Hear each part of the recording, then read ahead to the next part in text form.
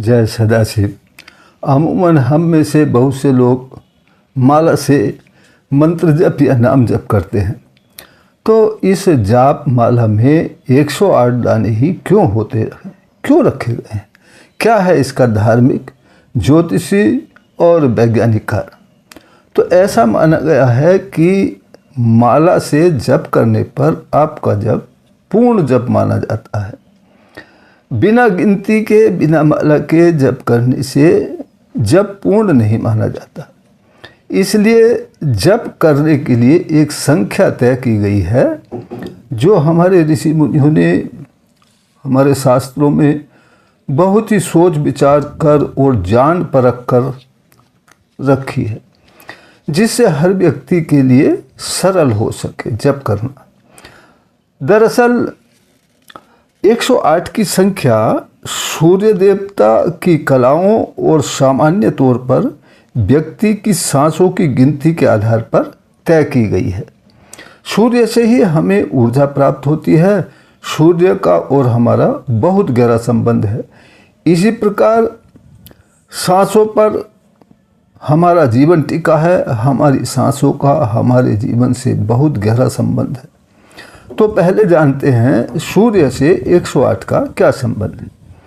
तो आपको ये जानकर आश्चर्य होगा कि सूर्य एक वर्ष में 216,000 कलाएं बदलता है और एक वर्ष में 2 बार अपनी स्थिति भी बदलता है, अपनी जगह भी बदलता है।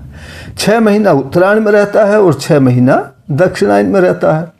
इसलिए सूर्य 6 माह में 108,000, जो मतलब 216,000 की आधी होती हैं, तो 108,000 कलाएं बदलता है 6 महीने में।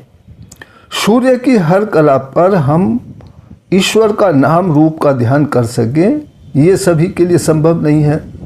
इसलिए 108,000 के पीछे से 3 शून्य हटाकर 108 की संख्या जाप माला के लिए निर्धारित कर दी गई है। ये तो था सूर्य से संबंध, सूर्य की कलाओं से संबंध। अब इसका दूसरा कारण हमारी सांसों से संबंध का है। तो सामान्य अवस्था में एक व्यक्ति 24 घंटे में लगभग 21,600 सांस लेता है। तो हर सांस पर ईश्वर के नाम रूप का जप ध्यान होना चाहिए, लेकिन 24 घंटे में से 12 घंटे तो दैनिक कार्यों में ही लग जाते हैं, बचे 12 घंटे। तो 12 घंटे की सांसें 21,600 की आधी यानी 10,800 यानी 108 के बाद 2 शून्य होती है।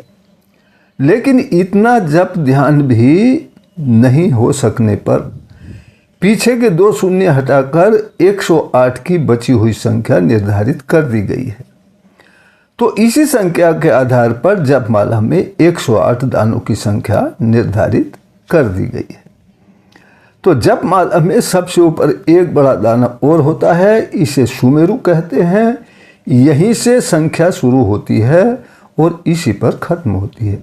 जपमाला एक चक्र पूरा होकर जब सुमेरु दाने पर पहुंचता है तो माला को पलटा लिया जाता है, यानी कि सुमेरु को लांघना नहीं चाहिए। इसका भी दाने से संबंध है, मतलब सुमेरु को ना लांघने का भी कारण है। जब भी आप जप पूरा करके माला को रखें तो सुमेरु को माथे पर लगाकर नमन करना चाहिए। इससे जप का पूर्ण फल आपको प्राप्त होगा। तो परमपिता परमात्मा हम सबका कल्याण करें, इसी प्रार्थना के साथ फिर मिलते हैं अगली वीडियो में। तब तक के लिए जय सदाशिव।